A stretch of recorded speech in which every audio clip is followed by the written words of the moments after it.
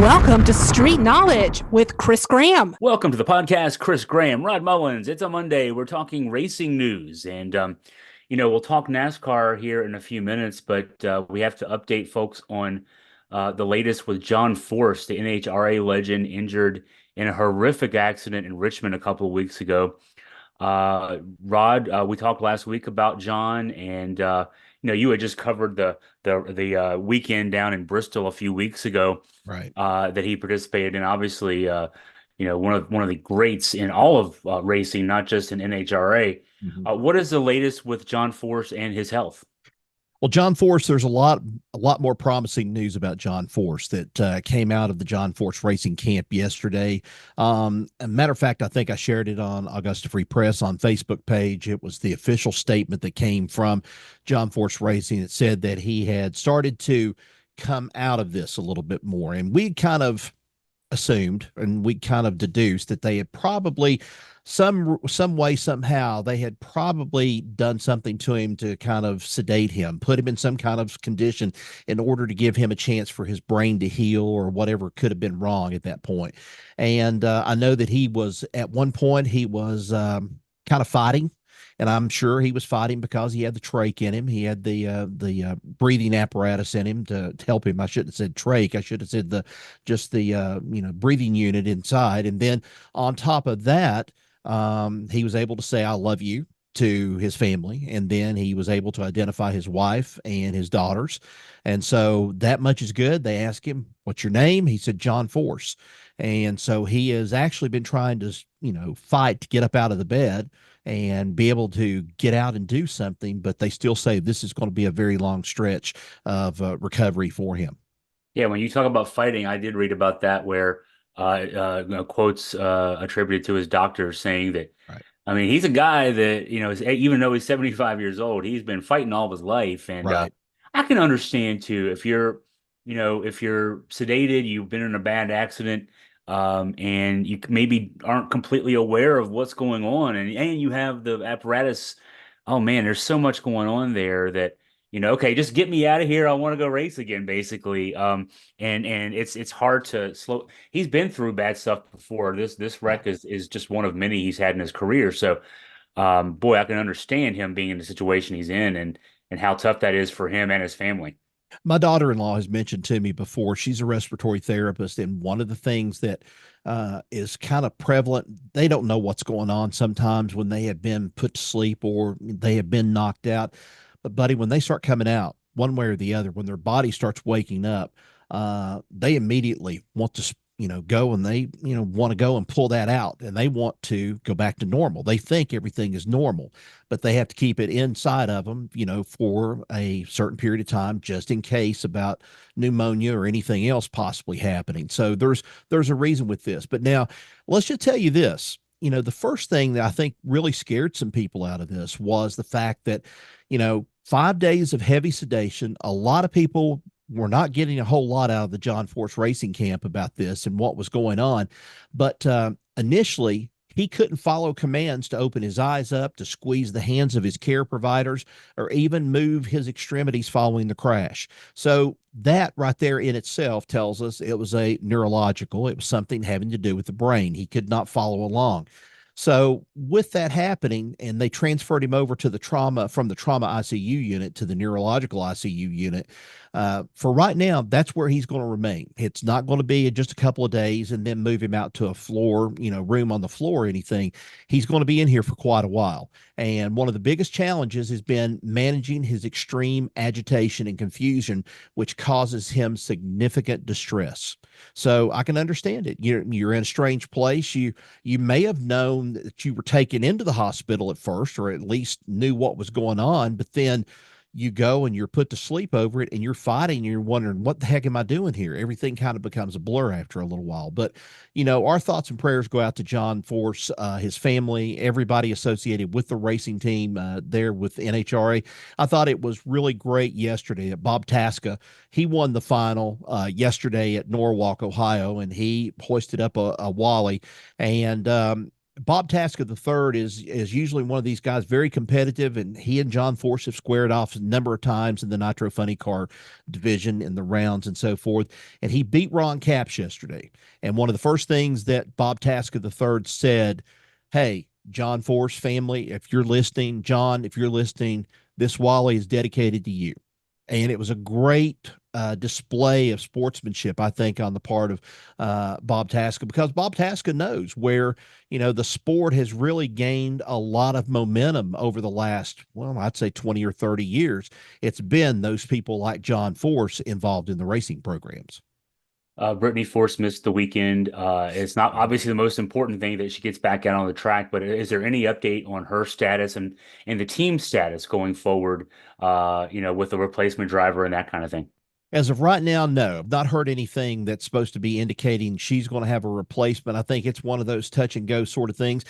Everything's running as usual, though, for Austin Prock on the other side in the Nitro Funny Car division. As a matter of fact, he got knocked out of the competition yesterday. He got beat out. And so that was kind of unfortunate for him. But, still at the same time, they're going on the way things are supposed to be, the way that they want that team to be, trying to come together and so forth, and dedicating what they had to John Force of the season and so forth. But now, as for Brittany, that's kind of a question mark right now. And she's very close to her dad. The girls are very close to their dad. And I would say there's the possibility she might miss another week. Who knows how that's going to happen. And then again, he might tell her, if he starts getting a little bit more accustomed to what's going on and things, he might tell her to go ahead and race this weekend or race the next coming week. We'll just have to wait and see. One other question on this. We see this in other sports where when something really bad happens, the Damar Hamlin thing in football comes to mind a couple of years ago on the NFL, the Monday Night Football game where young man almost died. In fact, he died briefly on the field in front of us and then was revived, and he's since come back and he's been able to play football since. But it kind of reminds us all, okay, you're watching a game, whether it's sports, those kind of games, stick and ball games, or racing. Dale Earnhardt Sr. dying, obviously, a number of years ago in a race. It reminds us of the fact that, okay, it's all fun and games until something like that happens. It reminds us of our mortality. What has the sense been around NHRA? You mentioned that, the winner of this one of the winners this weekend dedicating the race to John Force and his family. What has the sense been in terms of the reaction of NHRA drivers to just this stark reminder that bad things can happen out there? I think it's one of those things that they take. We look at it and probably say they might take it for granted to a certain degree, but I think it's impacted them a little bit more because they have been there. And how many times have so many of them been so lucky going at 300 and some miles an hour down a stretch and nothing go wrong with the car and they make it just fine. And then something like this happens. It gets them to examining things about their lives. It gets them to examining things and hoping that that doesn't happen to them. And you mentioned Dale Earnhardt Sr. That's another one of those things. Who would have thought that a Hans device could have saved his life out of that, because he didn't wear it. That was his choice not to wear it. But I also am reminded too, we're on a road course of all things coming up this week. We're going to be at Chicago, but years ago, Watkins Glen, J.D. McDuffie was driving, and you didn't think anything about J.D. McDuffie's impact into the tire barrier and the wall there along the Watkins Glen course. And the reality set in, I think, when I was watching it on television and the white sheet goes over top of the car. That's when the reality set in for me. And it's like, it's all fun and games. Even watching Richard Petty spin a couple of times here, I'd say 88 probably at Daytona, and he goes up and he's spinning. The nose is actually spinning and the car is going around this way before he lands, and then he gets hit again. Richard Petty's been through some races before. I mean, there's one race back in the 60s. His arm was flopping out of the car. I think it was at Darlington, and no safety net up at that time. And so, this is one of those things where these drivers do a kind of it's almost like a self-awareness sort of thing of like, how far do I go with this? How far this is where I've made my money, or this is where I've made my living here for so long, but how long does this continue to go on? So I think some of them are probably asking that question. And then there's some of them, it's like, well, if it happens, it happens. That's just the way that the sport is. And that's true. But, we take it for granted, I guess, every day, the same way we do about getting in our cars. We get in our cars every day and we think that we're going to be able to make a quick jump to town and we're not going to have any problem or anything. And who knows what could happen. I mean, we could get hit by, as the old saying is, the joke, get hit by a pig truck and be in the awfulest shape ever was and stuff out of it. But it could happen.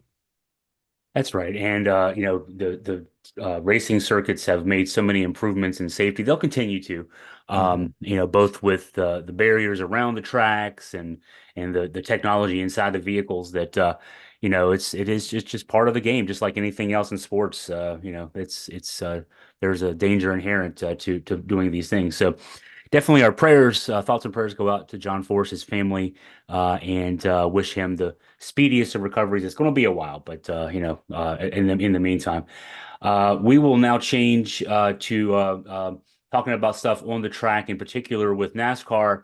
5 OTs and a long day and half the night it felt like in Nashville, with weather again rearing its head and causing some issues for the top series there. And Joey Logano, man, 5 overtimes. They kept trying to finish this thing off, and you just at some point start thinking, I don't know if they're ever going to get this thing finished. Right. Logano, and as one would expect, fuel strategy an issue with all those overtimes. He made it across the line. He was a little worried he might not make it, but Rod, what were your thoughts as this one was playing out? Well, more than anything else, I think this was a huge win for Joey Logano, considering the kind of season he's had. He's not had a very good season. This one win qualifies him for the playoffs and puts him into the playoffs. It puts him from a jump from where he was at. And, like you said, 5 overtimes. I didn't think this thing was going to go to 5 overtimes and 31 extra laps, 15 total cautions on the day. And majority of them happened, right there with what time was left in the race and so forth. It was so bad that NBC was carrying the race and then had to go and move everything over to USA Network because they were afraid of stepping on the toes of the Olympic trials because of that going on. So they had to go, because of the rain delay and that, they had to move over to USA. And but to me, I think this is probably the thing that's going to turn around Joey Logano's season. Joey Logano's is in the driver's seat now in the playoffs. He has nothing else to worry about except trying to capitalize and have some good performances from here on out, especially before they get into the playoffs, and then really put the pressure on to where they need to be able to convert. Ryan Blaney's won some races. I think that's been another catalyst that's kind of helped Joey Logano and kept him going. But this one, Joey Logano only finished 0.068 seconds ahead of Zane Smith, the rookie for Spire Motorsports. It was his best career showing in the former Craftsman Truck Series champion, and his first, big series debut, I guess, if you want to say that, in the Cup. And then Tyler Reddick, he was third. He did not have as good an afternoon as he had hoped he would. I know he was very dejected after the race himself. He was hoping that they could have made some kind of moved where they could have made it there at the end. He wasn't able to. And then you had Stewart Haas Racing's Ryan Preece, who had a great run, and then RFK's Racing's Chris Buescher. They finished out. And here's the thing. You were talking about the fuel mileage. Joey Logano knew something was wrong. They had kind of stretched it. Paul Wolf, the crew chief, had kept on telling him, conserve. And that's the right way to do things. If he had pitted, it could have cost him a chance at winning the race, or at least being there at the end of the race.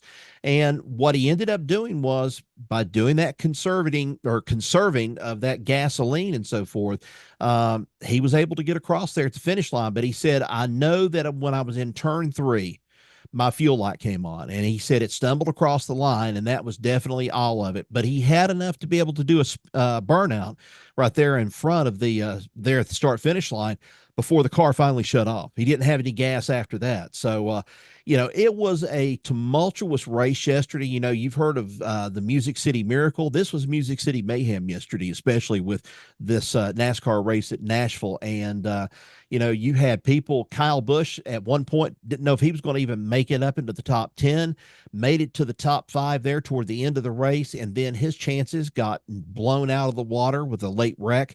It was pandemonium there toward the end of it. Yeah, and you mentioned the do I pit and get some more fuel or not Right. dilemma.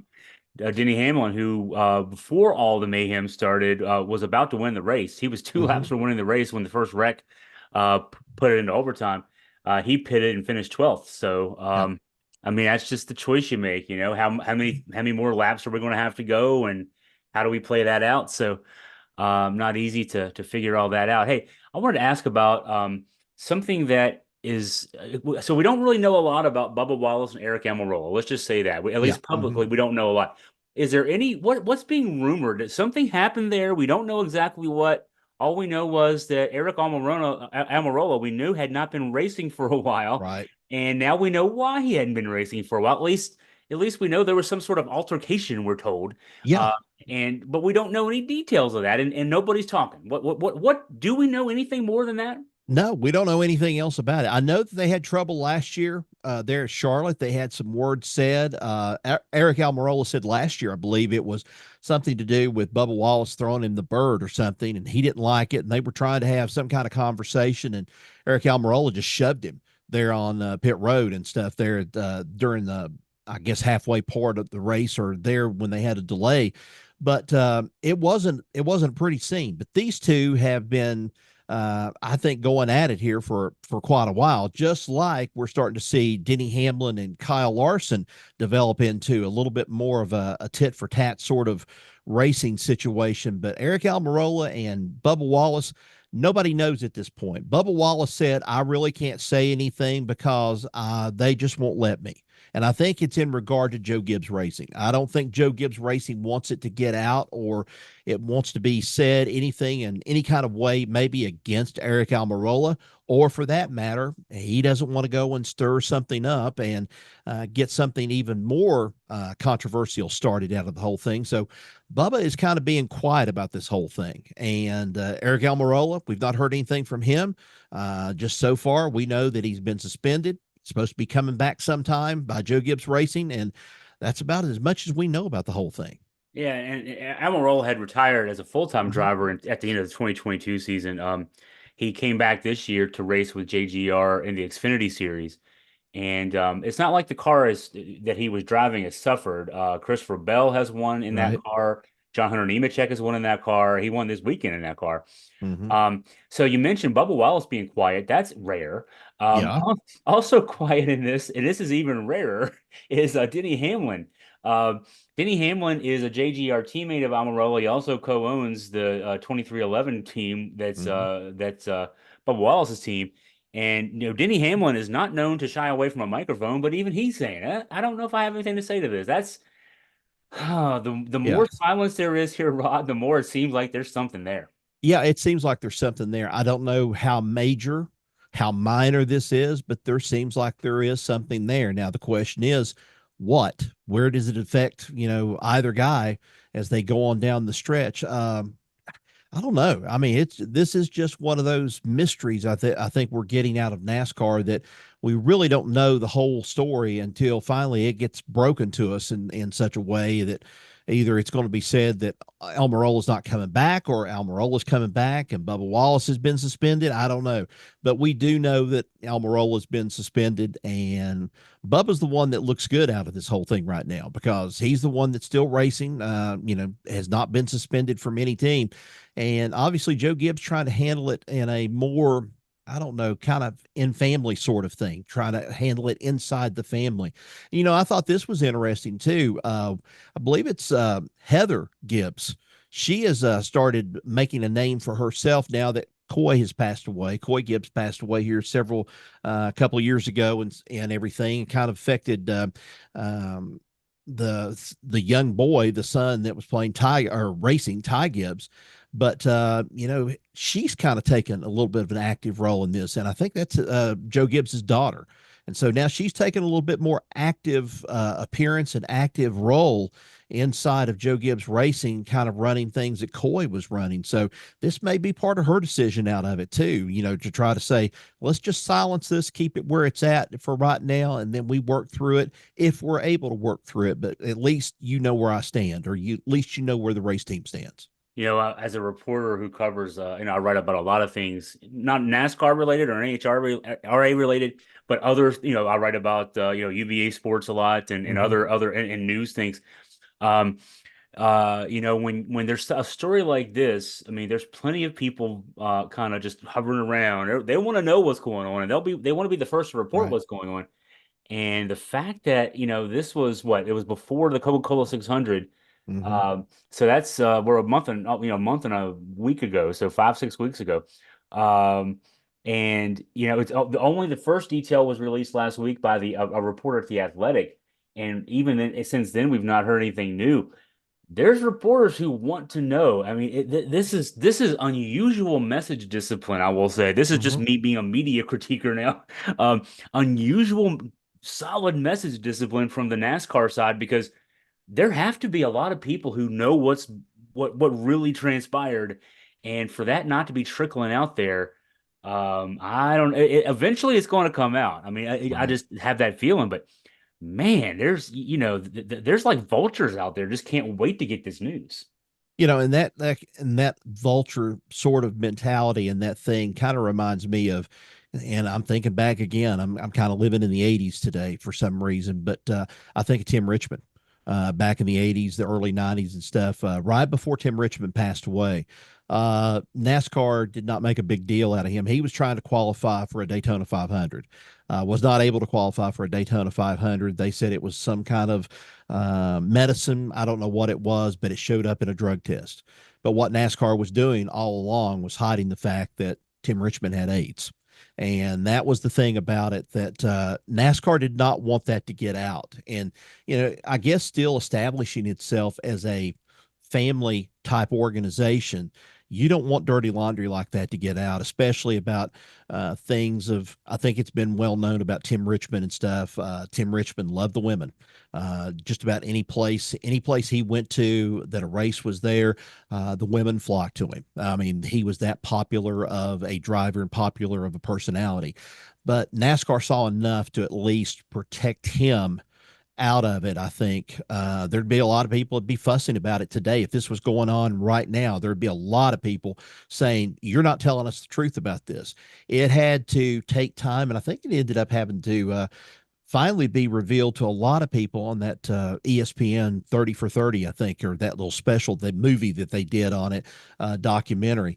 A lot of people knew. A lot of people knew. They kept it under wraps, and they kept it that way, I think, out of respect to him. Now, this may be the thing. They're keeping this thing under wraps out of respect for Aric Almirola. I don't know what the thing could be, what it could have been, but they're also trying to, make it look good. I don't know. I don't know what the situation is, but it's one that leaves you scratching your head, kind of wondering, why has, all of a sudden this big media umbrella fallen over top of everything and has, kept quiet about all this stuff, when usually, when somebody goes and says, I've got to go and I've got to use the bathroom or something on the radio, it's broadcast all over the place and people know about it before it's over with. So that's where we've got our difference at. I mean, and the elephant in the room here is it's NASCAR's one African-American driver. So probably out of respect to Bubba Wallace too. We can maybe throw that in there as well. So right. We'll hope. I mean, maybe we don't want to know what really was going on there. Maybe we'll just be best to leave it behind the scenes there as far as that goes.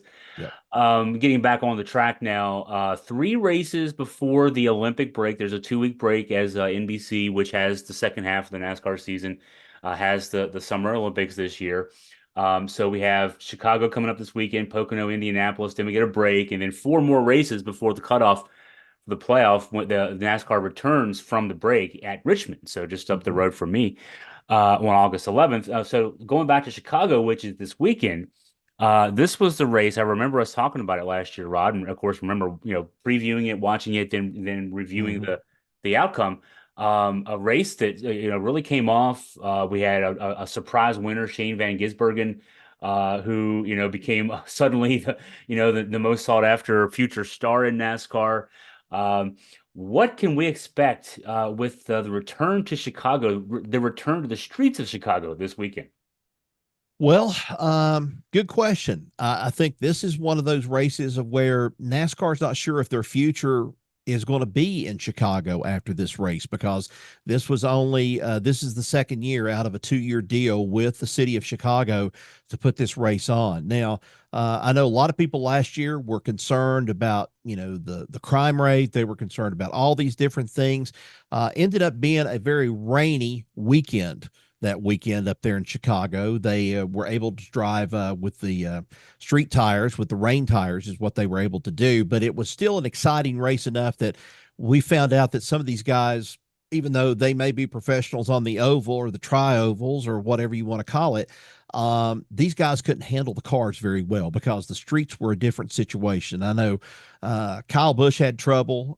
Gosh, I can't even begin to name everybody that was having trouble with that race. But out of nowhere came Shane Van Gisbergen from Australia, who drives in the Supercar Series, and he smokes everybody before it's over with. I think there's a lot of people that say this time around, okay, well, what do we have? Or is he going to be back? Well, yes, he's going to be back again for another try at trying to win the race. But will he be successful? Who knows? We don't know how this is going to end up being until they race, put it and finally put the rubber meets the road with this.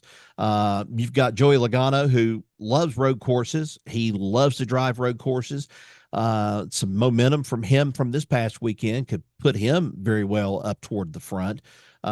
He could pick up a win. I think some of these NASCAR drivers are probably looking for someone to settle in with a win this coming weekend that's out of their ranks and not transplanted in like with Van Gisbergen last year. And then, of course, we go to Pocono after that. Pocono, we're only going for one time this year. Pocono is the tricky triangle up in Pennsylvania.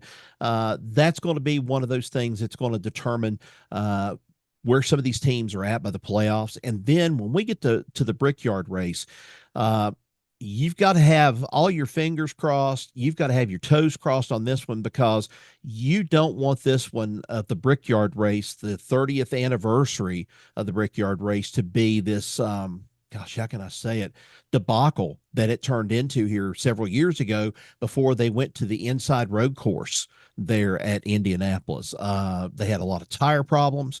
NASCAR, I know there were people yesterday asking the question, why aren't you running street tires at Nashville? Well, here's the simple answer. They hadn't been tested at Nashville. Nobody knows how the tires would perform at Nashville. You had slight inclines and so forth, but not the same kind of situation that you had the week before when you were able to use those tires and use those on a course. So now the question is, how's it going to be by the time that they get to Indianapolis?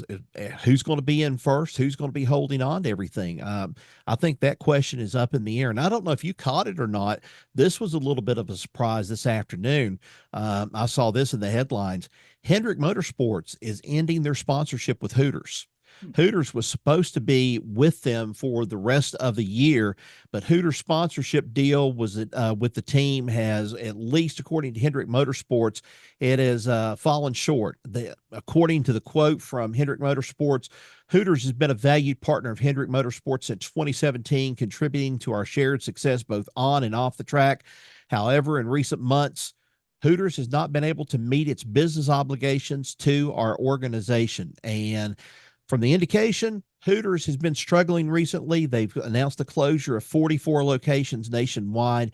And so I'm sure that probably has something to do with this thing of you got to be 50-50 partners in this whole thing. Whether you feel like you're being stretched out too far, you've got to be the partners in this. And Hendrick had to just go and let them go. This is one of those sad things, because Hooters had really started to make a return, so to speak, back in the sport, even after Alan Kulwicki passed away in the 90s. And then Loy Allen Jr. tried to run a couple of races with the Hooters brand sponsorship, and it just didn't fly. And then Chase Elliott was the logical choice for all this. And then when it came time for him, He's held up his end of the bargain, but in this case, it seems like Hooters has not been able to hold up to their end of the bargain. Yeah, I was going to mention that I had seen the news last week too, independent of NASCAR, Hmm. and the impact on NASCAR racing that Hooters was closing some stores down, closing some of the restaurants down. Um, and I guess people just don't have a taste for wings like they used to. No, we certainly do. It's just there's a lot of competition in that realm. Um, and so yeah, that's just kind of highlights what we've talked about raw here on the show for the last few months about the business side of NASCAR. So much money, it's up to 80% of the money for a team, the operations of a team have to come from the sponsors because of the fact that NASCAR as an organization doesn't really provide a lot of bottom line money to the teams. Um, this is one of those where it's got to get really bad for the team to say we Hmm. need to move on because they desperately need money. Yeah. Even if Hooters wasn't paying everything that the contract said, we could still use some cash. And Yep. that tells you that things have probably gotten pretty bad there between the two. Yeah, it sounds that way. And one other thing that kind of caught my attention too, especially today, was Joseph Newgarden out of Hendersonville, Tennessee, drives on the IndyCar circuit. He was a guest Sunday for the NASCAR race down at Nashville Super Speedway, and he indicated a desire to drive in NASCAR. So we may see him. He said, I'd love to drive Cup at one point. He said, I used to go to the Bristol races as well when I was a kid. Bristol's always been like very high on my list. This track, talking about Nashville and Bristol, were probably the two that I went to the most to see Cup races.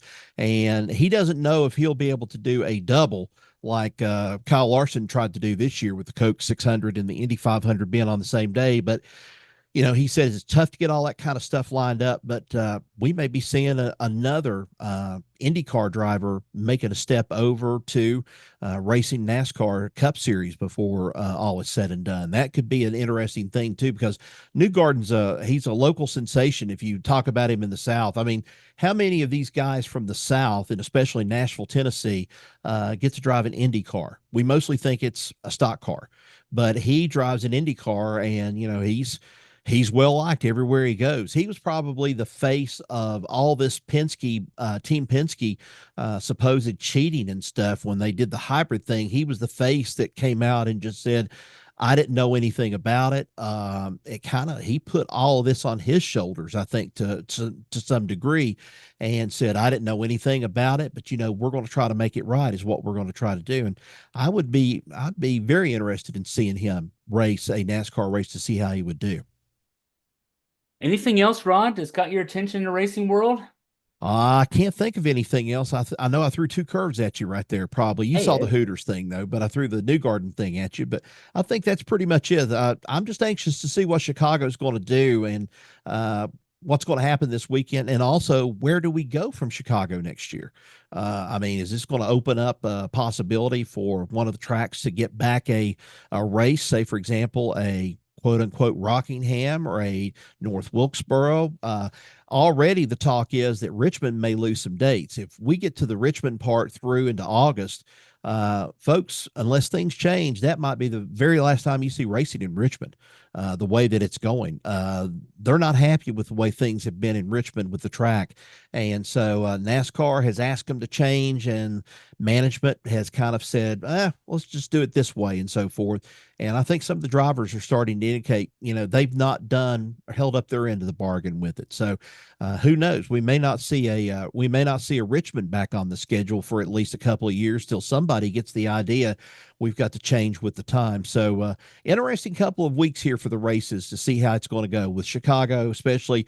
I don't think as much about Pocono. It's important, but man, that Brickyard race in 3 weeks, that's going to be the biggie right there. Whether or not I think that they're going to come back. I want to see them at Indianapolis. I think it's a great place for them to race, but I hope they've got this tire problem and this issue solved by the time they have the race there for the Brickyard 30th anniversary race. for our listeners on the podcast, for our viewers on YouTube, you can follow Augusta Free Press during the week, and then Augusta Free Press Facebook, as Rod posts a lot about the especially the NASCAR action on Facebook. So please follow Rod there. Well, Rod, as always, thank you for your time and insight. Look forward to talking again next week. Appreciate it, Chris. Thank you.